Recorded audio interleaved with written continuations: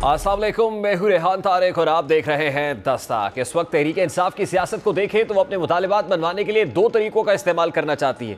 एक तरफ वो 24 नवंबर को सड़कों पर निकलकर हुकूमत पर दबाव बढ़ाने की तैयारी कर रही है, तो दूसरी जानिब वो इस्टेब्लिशमेंट से मुज़ाकरात के जरिए अपने मतलूबा मकासद तक पहुंचने की कोशिशें भी जारी रखे हुए हैं। अगर मुज़ाकरात नाकाम होते हैं तो फिर तहरीक इंसाफ सड़कों पर निकलकर हुकूमत को ललकारेगी। यानी तहरीक इंसाफ ने अपने दोनों ऑप्शंस खुले रखे हुए हैं। अगर तहरीक इंसाफ एहतजाज के ऑप्शन की तरफ जाती है तो फिर ऐसे में एक नई खाना जंगी की सूरत हाल पैदा हो सकती है, और यही वजह है कि पीपल्स पार्टी के रहनुमा शर्जील मेमन कहते हैं कि पीटीआई सानिया 9 मई को दोहरा दिया। आज शर्जील मेमन ने बात की, वो क्या कह रहे थे, जरा उसकी एक झलक सबसे पहले आपके सामने रखता है। वो जहन है जो कि वो यरगमाली टोला जिसने पूरे मुल्क को ऑलरेडी यरगमाल बनाया, उन्हें कोशिश कर रहे हैं, वो ही टोला चाहता है कि मुल्क में अनारकी हो, अफरा तफरी हो। खुदा ना खास्ता 9 में जैसे होलनाक वाकयात, 9 में एक छोटी चीज नहीं थी, 9 में पाकिस्तान की हिस्ट्री का एक अंधोनाक आनेहा था, उस जैसे वाकयात वो लोग दोबारा दोहराना चाहते हैं। अगर तहरीक इंसाफ फिर से कोई इंतहाई कदम उठाती है तो फिर जो थोड़ी बहुत सियासी गुंजाइश बची है वो मुकम्मल तौर पर ख़त्म हो जाएगी। और जाहिर है कि जैसा कि बानी पीटीआई को 190 मिलियन पाउंड केस और तोशा खाना 2 में रिलीफ मिलने के इम्कान है, और इसके बाद सिर्फ एक केस सानिया 9 मई बचता है जिसमें बानी पीटीआई पकड़ में आ सकते हैं। और अगर ऐसे में तहरीक इंसाफ एहतजाज के वक्त इंतशार की तरफ जाती है तो फिर बानी पीटीआई की मुश्किलात मजीद बढ़ सकती हैं। इसीलिए तहरीक इंसाफ के पास ऑप्शंस तो यही बचते हैं कि वो मुज़ाकरात के जरिए कुछ दो और कुछ लो की पॉलिसी पर अमल करें, क्योंकि तहरीक इंसाफ को एहतजाज के लिए भरपूर पावर शो करना होगा, लेकिन तहरीक इंसाफ को इस वक्त लोग इकट्ठे करने में मुश्किलात पेश आ रही हैं। और यही वजह है कि बुशरा बीबी की एक ऑडियो मंजर-ए-आम पर आई और इसमें वो हिदायत कर रही हैं कि हर MNA और MPA 5-5 हज़ार बंदे और इसकी वीडियो भी बनाए, जो ऐसा नहीं करेगा उसको टिकट नहीं मिलेगा। बुशरा बीबी इस ऑडियो में क्या कह रहे हैं और इस ऑडियो की तस्दीक भी गुज़श्ता रोज़ शौकत यूसुफ से ही कर चुके हैं। हमने कहा है कि हर MPA 5,000 हर MNA 10,000 लेके अपना अलग-अलग काफिला निकलेगा। ट्रांसपोर्ट की वीडियो नहीं खाने का मैं दिखाऊंगी। उन्होंने कहा वीडियो आप अंदर से हर बस की गाड़ी की बनाएंगे कि अंदर आप कितनी आवाम लेके आ रहे हैं। उन्होंने कहा कि सिर्फ आपने वर्कर्स को नहीं लेना, आपने आवाम को भी अपने साथ शामिल करके उस शॉप पे पहुंचना है। आने का है कि जिसके पास सबूत के तौर पे वीडियोस नहीं होंगी वो नेक्स्ट टिकट होल्डर नहीं होगा, क्योंकि आप चाहे वो 25 साल या 30 साल पुराना हो। यानी तहरीक इंसाफ को मोबिलाइजेशन में मुश्किलात का सामना है, जबकि फैसल वोडा कहते हैं कि जितने मर्जी लोग इकट्ठे कर लें तो इससे कुछ फ़र्क नहीं पड़ता। 24 नवंबर को इसलिए एहतजाज रखा गया है क्योंकि 25 तारीख को बानी पीटीआई पर चार्ज फ्रेम होना है और फैज़ हमीद का मामला भी अंजाम को पहुंचने वाला है। फ्लॉप है जलसा धरना 24 को, धड़ेबंदी हुई हुई है। आपको पता है नौकरों की तरह ट्रीट किया जा रहा है कि 500 आदमी लाओगे, 5000 आदमी लाओगे तो टिकट मिलेगा। लेकिन अगर आ भी गए 6-8 हज़ार आदमी, 10,000 आदमी, 15,000 आदमी, जो इनको नंबर लगाना है वो आ भी जाते हैं तो पिकनिक है, तो एंजॉय करें, नथिंग टू वरी। खान साहब की आखिरी कॉल है, ना ये एस्टैब्लिशमेंट की आखिरी कॉल है, ना ये सेकेंड लास्ट कॉल है, ना इसके ऊपर कोई इशू है। वो 24 की डेट को समझने की जरूरत है कि 24 की डेट क्यों रखी गई। 25 को चार्ज फ्रेम होने इमरान खान साहब के ऊपर, और बहुत तेजी से दूसरी तरफ उनके दोस्त, उनके हमने वाला, हम पे वाला, उनके भाई, उनके हमदर्द जो उनको यहाँ तक लेके आए, फैज साहब की चीजें बहुत तेज तेज चल रही है। दूसरे जावेद साहब के दावे को देखें तो तहरीक इंसाफ का इस्टेब्लिशमेंट से मुज़ाकरात और इस तरीके से इंगेजमेंट करना इसलिए ज़रूरी है ताकि बानी पीटीआई को मिलिट्री ट्रायल से बचाया जा सके। और अब ये चमकोइयाँ भी हो रही हैं कि तहरीक इंसाफ और हुकूमत में मुज़ाकरात होने हैं ताकि 24 नवंबर के एहतजाज को रोका जा सके। और ये खबर भी गर्म रही कि अली अमीन गंडापुर ने डील के हवाले से डयाला जेल में बानी पीटीआई को आगाह किया, और बानी पीटीआई का भी आज यही कहना था कि उन्होंने अली अमीन को कहा है कि अगर मुज़ाकरात से मामला हल हो जाए तो ये ज़्यादा बेहतर है, लेकिन 24 नवंबर का हमारा एहतजाज फाइनल है। जब तक हमारी डिमांड्स पूरी नहीं होंगी एहतजाज से पीछे नहीं। अब इस सीनियर सहाफ़ी तज्ज़ियाकार हफीज़ुल्लाह न्याज़ी साहब हमारे साथ मौजूद है। अस्सलाम वालेकुम हफीज़ुल्लाह साहब, बहुत बहुत शुक्रिया आपके वक्त के लिए। सबसे पहले तो ये कहिएगा कि पीटीआई और मुक़्तदरा में मुज़ाकरात की खबरों में आपको किस हद तक सदाकत महसूस होती है? बहुत बहुत शुक्रिया जी, वालेकुम अस्सलाम। सदाकत ही सदाकत है, इसमें तो कोई इनकार नहीं है। ये बड़ी बदकिस्मती है इमरान खान साहब की कि उनके पास इस वक्त कोई रिलायबल ट्रस्टेड आदमी नहीं है। उनको ये बात मालूम है, ये नहीं मालूम, मुझे इसका नहीं पता। और वो जिन पे जो है ट्रस्ट कर रहे हैं वो आया, वो कब तक वो पत्ते जो है वो क्या कहते हैं कि तकिया था जिन पर, वही पत्ते हवा देने लगे, कब वो हवा देने लगेंगे। लेकिन अमलन सूरत हाल ये है कि जो मुलाकात हुई होगी अली अमीन गंडापुर की, जो मैं अपने दिमाग से अगर पढ़ने की कोशिश करूँ, और अली गौर साहब गए होंगे तो मैं बताया होगा कि जी हालात पतले हैं। पहले भी हम कर चुके हैं बहुत सारे एहतजाज, सारा हमारा एक ट्रैक रिकॉर्ड है, एक पूरी ट्रेल है पिछले 10 साल में रैलीज और धरने और इन सारी चीज़ों की, और 100% नाकामी जो थी वो उसने हमारे पूरे माजी को मुज़य्यन कर रखा है। तो नाकामियों का इस दरख्शां माजी जो है तहरीक इंसाफ का, वो उनके सामने मौजूद है। ज़ाहिर ने इस दफ़ा बताया होगा कि भाई इस दफ़ा कौन सी ऐसी बात है कि जो एहतजाज है वो कामयाब होना चाहिए। फिर एहतजाज के खदोखाल अभी तक वाज़ेह नहीं है। आया ये धरना है, कहने को तो यही कह रहे हैं कि हम वहाँ बैठेंगे कुछ दिनों के लिए और उस वक्त तक जब तक इमरान खान साहब को साथ ना लेके जाएं। आज एक जो है उनकी हमशीरा मोहतरमा ने कहा है जी कि उनके 3 मुतालबात है, उस पर डटे हुए हैं। तो उस पर तो ज़ाहिर है कि वो क्या उनको कहा हुआ है इमरान खान साहब ने हमशीर खान को, और क्या कहा होगा अली अमीन गंडापुर को, गौर को, इसके बारे में तयन करना मुश्किल है। लेकिन उनके साथ यही होगा कि अली अमीन गंडापुर वगैरह ने उन कहा होगा कि अगर कोई हमें बाइज़्ज़त एग्जिट मिले तो क्या हम उसमें से ले लें। तो जाहिर है कि इमरान खान साहब ये मुज़ाकरात एस्टैब्लिशमेंट से हो रहे हैं या हुकूमत से हो रहे हैं? क्योंकि आज ही प्रेस कॉन्फ्रेंस फैसल वाडा साहब ने भी की और वाडा साहब ये कहते हैं कि एस्टैब्लिशमेंट को मुज़ाकरात की कोई ज़रूरत नहीं है, हुकूमत से मुज़ाकरात हो तो हो लेकिन एस्टैब्लिशमेंट को ज़रूरत नहीं है। तो इमरान खान साहब के मुज़ाकरात एस्टैब्लिशमेंट से हो रहे हैं या हुकूमत से हो रहे हैं? सर देखो, मुझे ये नहीं पता उनका क्या कहा है, मैं उनकी प्रेस कॉन्फ्रेंस सुन नहीं सका हूँ। लेकिन बात देखें, क्राइसिस ये मुज़ाकरात, अगर कोई ये है कि जी कोई प्रेशर होगा या मुज़ाकरात में से कोई बाइज़्ज़त एग्जिट दिया जाएगा पीटीआई को, तो ये बात ज़हन में रखें। इसको पता नहीं आप क्या कहेंगे, पीटीआई को कोई बंदा बाइज़्ज़त एग्जिट देने पर तैयार नहीं है। और हुकूमत नाम की कोई चीज़ इस मामले में अगर कोई बंदा कहता है तो ये सरीयन धोखाधड़ी है। कोई हुकूमत यहाँ एग्जिस्ट नहीं करती इस सेंस में कि ये महकमा, ये मामला जो है वो हमारी एस्टेब्लिशमेंट ने अपने हाथ में लिया हुआ है। मतलब इसके अंदर को हम क्यों बार बार इस बात को जेर बहस लाएं? और क्या ये बात अंडरस्टूड नहीं है? क्या हमारा सारा मीडिया जो है इसका एतराफ़ नहीं करेगा?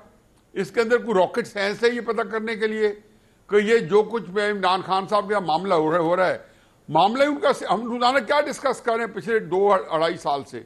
यही तो डिस्कस कर रहे हैं, एस्टैब्लिशमेंट, इमरान खान एस्टैब्लिशमेंट। और इन्हीं का एक मामला है कि इनके दरमियान में क्या होगा, कौन जीतेगा कौन हारेगा। इसमें हुकूमत जो है वो एक इर्रेलेवेंट है।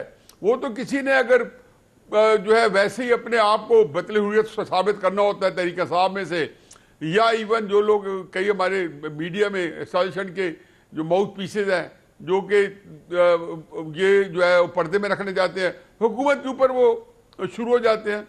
ज्यादती है। देखो, एक हुकूमत है, उसका ये बहुत बड़ी कुर्बानी है कि एस्टैब्लिशमेंट का बहुत बड़ा सियासी बोझ जो है, जो कि इस वक्त जायज़ बोझ बना हुआ है, और जो एक इमरान खान साहब की जो पॉपुलैरिटी के सामने इस तरीके से बोझ उठाना किसी सियासी जमात के लिए ये कोई आसान काम नहीं है। तो सारे उसके ऊपर पड़ जाते हैं, बिलावल साहब भी पड़ जाएंगे, अपनी जमातें भी पड़ जाती हैं। ये एक और बहस है। इस वक्त जहन में ये रखें कि जो आज बातचीत हुई होगी, जो मैं बता रहा हूँ, जो मेरे जहन में आती है कि जाके उन्होंने सूरत हाल से के बारे में बताया होगा और कहा होगा कि एपेक्स कमेटी में मैं जा रहा हूँ, वहाँ भी जाके मैं उनको कोई अगर हमें को बाइज़्ज़त एग्जिट दे जाए, क्योंकि आप ऐलान है, ये आपके लिए आखिरी ऐलान ना साबित हो कि अगर बुरी तरह नाकाम होगा। ये ठीक है कि पार्टियां जो होती है सियासी बातें 2-4 महीने बाद फिर ताज़ा दम होगी, खड़ी हो जाएंगी, लेकिन एहतजाज का नाम नहीं लेंगी।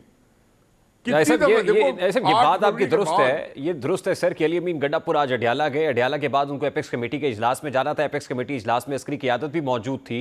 अब लेकिन जैसे आप कह रहे हैं कि ये मामला पीटीआई और एस्टैब्लिशमेंट के माबैन है, तो मुज़ाकरात एक तरफा तो नहीं होते सर कि तहरीक इंसाफ कहे कि मुज़ाकरात हो रहे हैं और आपस में मुज़ाकरात करके उठ जाएं कि अली अमीन गंडापुर और इमरान खान के मुज़ाकरात हो रहे हैं। जाहिर है बानी पीटीआई के किसी की वसातत से एस्टैब्लिशमेंट के साथ मुज़ाकरात होंगे ना, तो सर तो एस्टैब्लिशमेंट क्या मुज़ाकरात के लिए राजी? यंग मैन पाकिस्तान के अंदर ये कोई पहली दफा तो चीज हो नहीं रही।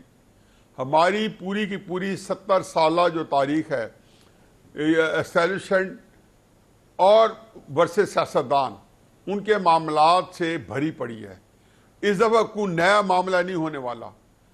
एस्टैब्लिशमेंट जो है वो कभी किसी के साथ गिव एंड टेक पे, सियासतदानों की बात कर रहा हूँ, कभी मुज़ाकरात नहीं करते, वो कभी कैपिचुलेट नहीं करते, कभी वो कहते हैं ना कि व्हील ब्लिंक फर्स्ट, कौन है जो पहले गुंजाइश निकालेगा। एस्टैब्लिशमेंट पहले क्या दूसरे क्या कभी भी नहीं निकालेगी।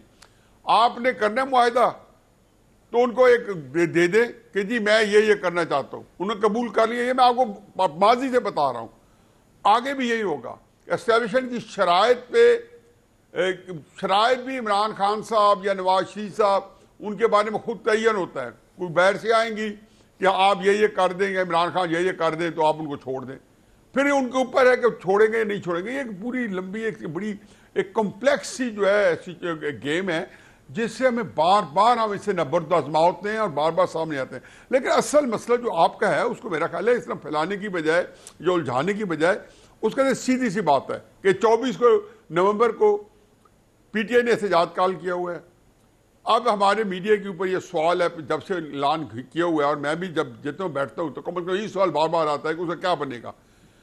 उसके बारे में चीज़ें तय हैं पहले से, और चीज़ें तय तहरीक इंसाफ के अपने एहतजाजों ने किए हैं कि इमरान खान साहब जब खुद एहतजाज लीड कर रहे थे 2022 में, जब खुद उन्हें 40 जलसे करने के बाद आके 25 मई को 30 लाख बंदे लाने का, 25 मई 2022 को 30 लाख बंदा इस्लामाबाद में लाने का ऐलान किया, तो क्या 3000 बंदा ले आए थे? यकीनन ले आए होंगे। 5000 ले आए होंगे, लेकिन 7000 थे? यकीनन नहीं थे। फिर उसके बाद उन्होंने हल्फ लिए लोगों से, और इमरान खान मत भूलें कि एक पॉपुलर लीडर है, क्रिस्मेटिक पर्सनैलिटी। 24 नवंबर की तारीख में क्या हिकमत कार फरमा नजर आती है आपको कि 24 नवंबर की तारीख ही अब हातमी कॉल होगी? मैं शुरू पहले से करूं या थोड़ा मुख्तसर जवाब दे दें? जी जी जी जी प्लीज सर। अच्छा, बहरहाल जो धरने हैं वो उसके धरनों की एक डायनेमिक्स होती है, उसकी कुछ तैयारी होती है। मतलब इमरान खान साहब 22 मई को कह रहे हैं कि हम 25 मई को इस्लामाबाद आ रहे हैं, 2022 की बात कर रहा हूं, तो 3 दिन के अंदर आपने क्या करना था आके? अगर तो आपने बैठना है तो 3 दिन काफी नहीं है। इस तरह एक 14 अगस्त को आज़ादी मार्च किया था 2014 के अंदर, 2014 में।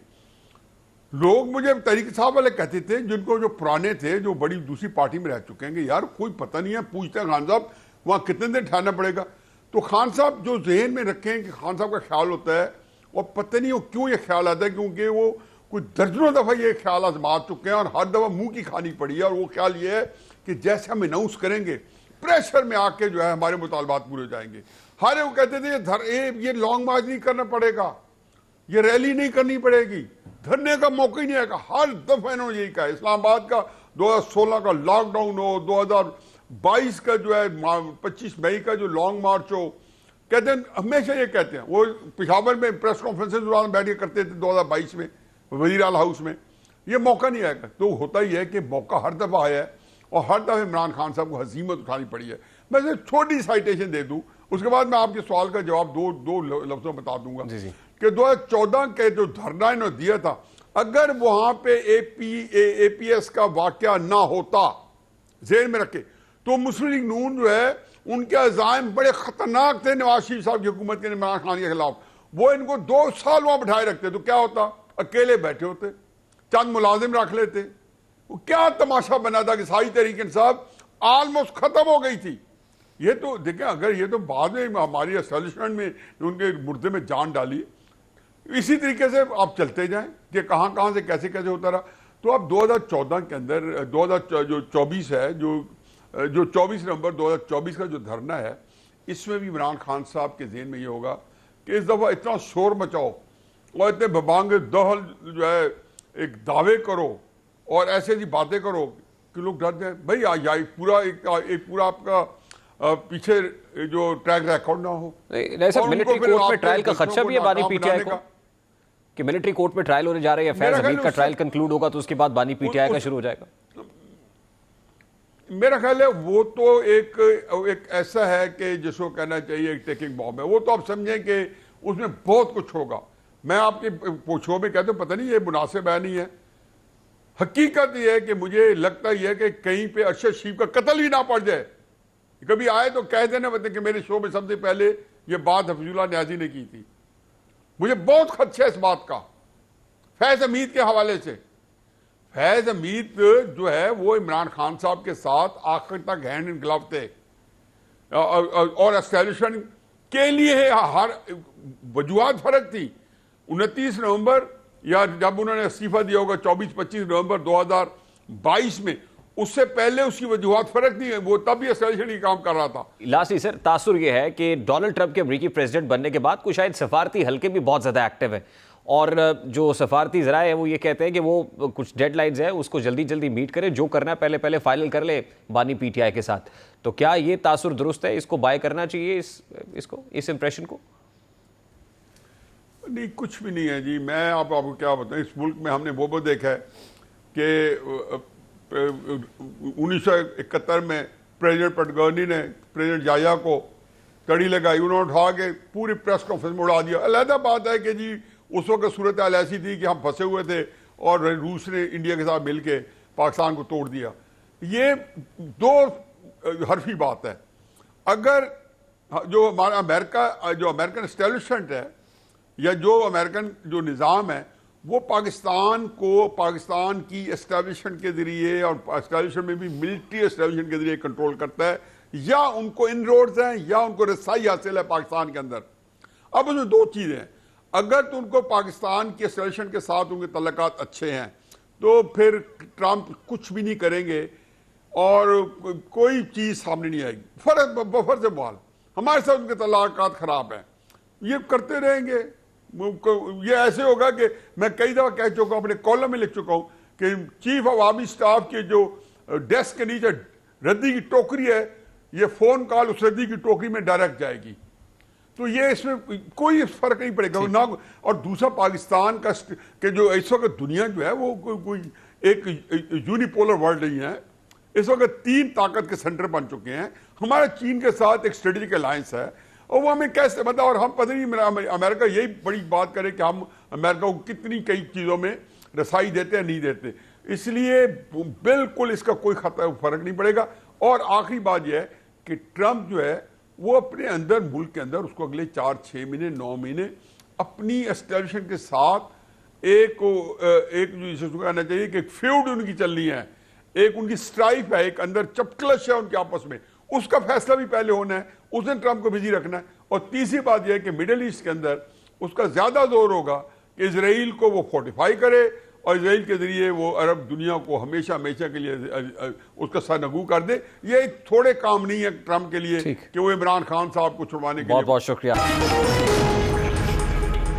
मुल्की सियासत में पावर टॉक्स टू पावर का एक कुलिया भी है, यानी मज़ाहमत होगी तो मफामत होगी। लगता है कि इसी कुलिये पे अमल पैरा होकर पाकिस्तान तहरीक इंसाफ अपने लिए कोई रास्ता तलाशना चाहती है।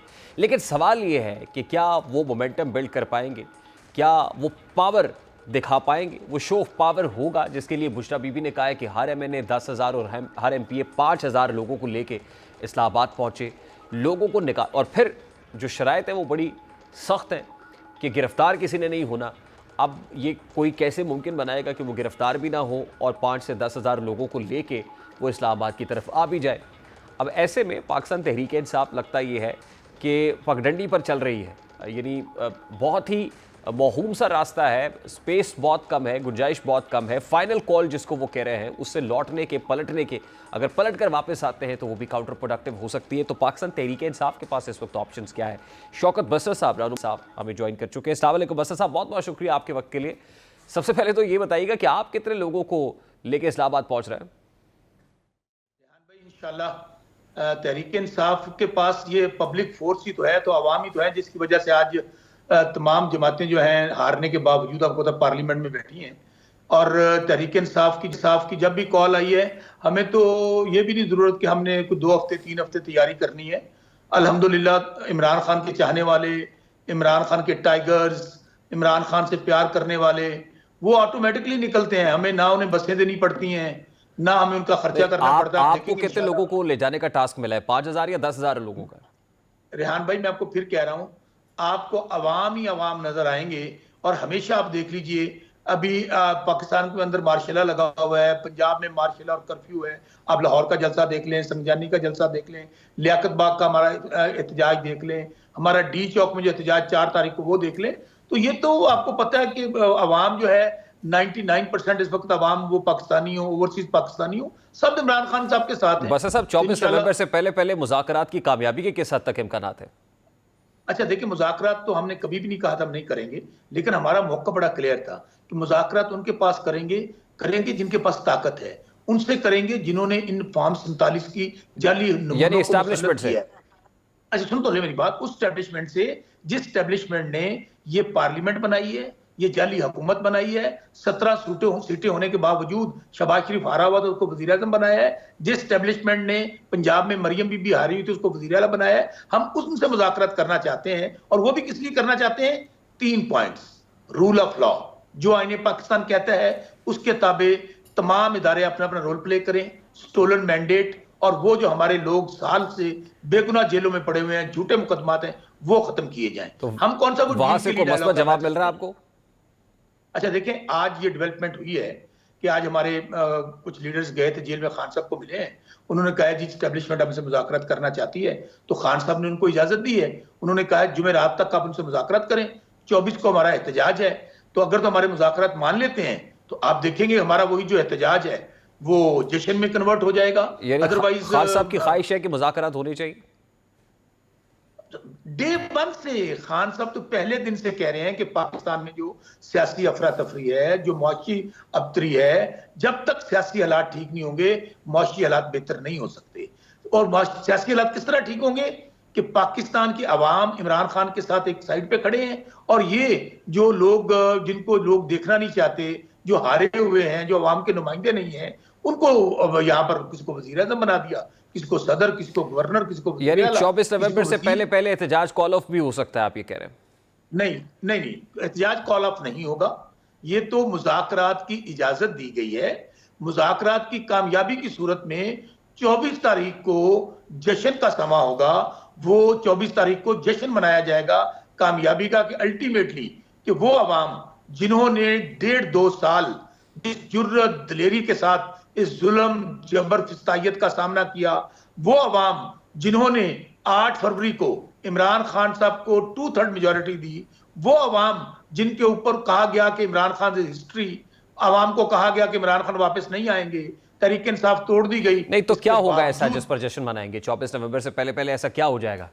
हमारे 3 मुतालबात अगर माने जाते हैं तो हमारे लिए तो जश्न ही होगा ना। 3 मुतालबात क्या है? मैं फिर कहूं, rule of law, number 2 stolen mandate, जो हमारा मैंडेट चुराया गया उसकी वापसी, नंबर 3 हमारे जो लोग बेगुनाह झूठे मुकदमात में इमरान खान साहब समेत जो जेलों में पड़े उनको रहा कर दिया जाता है। तो हम फिर कहते हैं हम इंतकाम पे यकीन नहीं रखते। ये सारे मुतालबात एस्टैब्लिशमेंट से कर रहे हैं आप बस साहब, ये रूल ऑफ लॉ एस्टैब्लिशमेंट का मैंडेट है सर, इमरान खान को जेल से निकालना एस्टैब्लिशमेंट का मैंडेट है। अब 2 wrongs don't make right। आज फैसल वोडा साहब की प्रेस कॉन्फ्रेंस आपने सुनी होगी, वो कहते हैं हुकूमत से मुज़ाकरात करने बिस्मिल्लाह करें, एस्टैब्लिशमेंट को कोई जरूरत नहीं आपसे मुज़ाकरात करने की। फैसल वोडा कौन है? किसकी बात कर रहे हैं? Who is he? जो बंदा काउंसलर नहीं बन सकता, आप उनकी बात कर रहे हैं। सेनेटर फैसल वोडा है सर, वो कौन फॉर्ड पाकिस्तान तहरीक इंसाफ के साबिका वफाकी वजीर है सर। यार छोड़ दें। बड़े बड़े लोग साबिक थे जो पीटीआई के थे, महमूद खान, खटक, परवेज राई, अपना अलीम खान, तरीन साहब, बड़े बड़े नाम इमरान खान साहब की वजह से लीडर बने। जैसे इमरान खान साहब का नाम पीछे हटा, आज उनका नाम लेने वाला कोई नहीं है। सो हमारा मुतालबा बहुत क्लियर है मेरे भाई। पाकिस्तान के अंदर जो अफरा तफरी है, पाकिस्तान के अंदर जो इस वक्त महंगाई है, बेरोजगारी है, अवाम जो मर रहे हैं, उसका एक ही हल है कि अवाम के नुमाइंदों को हुकूमत करने दी जाए। अवाम को जो रूल ऑफ लॉ है, देखें जब ये तमाम रास्ते बंद हो गए हैं, हमारे पास कोई रास्ता नहीं है कि हम पुरअमन एहतजाज करें। सब लास्टली 24 नवंबर को 9 मई पार्ट 2 तो दोहराने नहीं जा रहे, 9 मई वाला इंसिडेंट तो आपको याद होगा। Absolutely not. अगर ये बात गलत है तो हमारी एक एप्लीकेशन सुप्रीम कोर्ट में पड़ी है, रेहान भाई इन्हें कहें उसके ऊपर फुल बेंच बना दें 9 मई के हवाले से, और उसकी लाइव प्रोसीडिंग दिखाएं पूरी कौम को टेलीविजन पे, आपको पता चल जाएगा। बहुत बहुत शुक्रिया। भारत की हर सूरत कोशिश है कि किसी तरीके से चैंपियंस ट्रॉफी की मेजबानी पाकिस्तान से छीन ली जाए। खास तौर पर चेयरमैन पीसीबी मोहसिन नकवी की जानिब से भारत और आईसीसी को वाज़ेह तौर पर चैंपियंस ट्रॉफी का पूरा टूर्नामेंट पाकिस्तान में कराने का पैगाम भेजा गया है, जिसने भारत की मुश्किल मजीद बढ़ा दी है।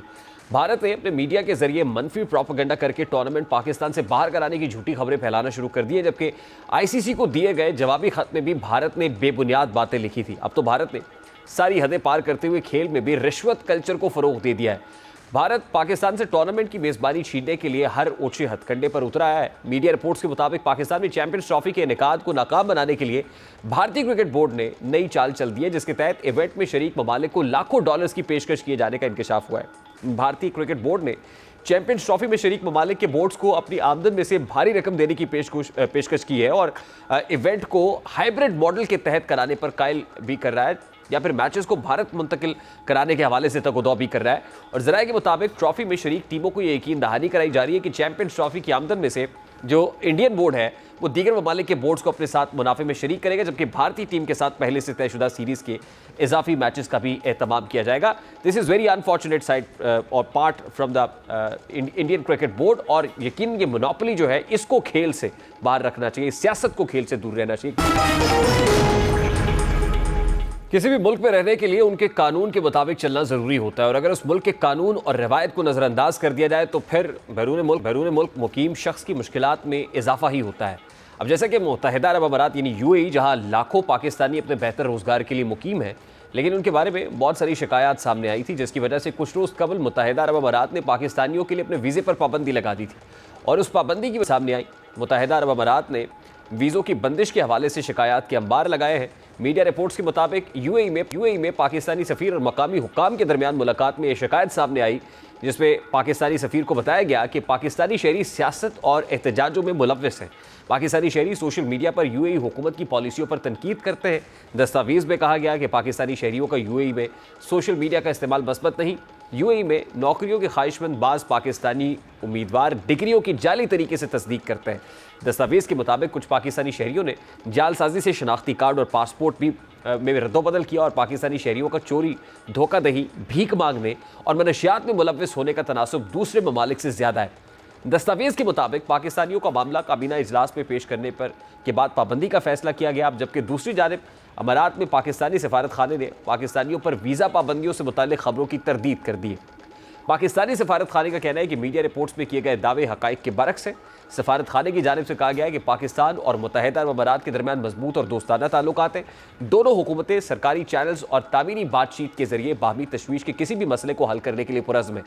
पाकिस्तानी सफारत खाने का दोस्ताना ताल्लुकात को मज़ीद मजबूत बनाने के अमाराती हुक्काम के साथ करीबी ताउन जारी रखेंगे, और अब अगर किसी मुल्क के अफराद दूसरे मुल्क में जाते हैं और वहाँ शाइस्तगी का मुजाहरा नहीं करते तो फिर आपस के ममालिक के जो ताल्लुकात हैं, तनाव है, उसमें कशीदगी बढ़ जाती है। और अब हर जिम्मेदारी हुकूमत पर तो नहीं डाली जा सकती, बहैसियत कौम हमें भी अपने रवैयों को बेहतर करने की और इस्लाह करने की ज़रूरत है। प्रोग्राम का वक्त आपके इख्तिताम को पहुँचे। आपसे मुलाकात होगी इंशाअल्लाह कल। अपना रखिए ख्याल। अल्लाह हाफ़िज़।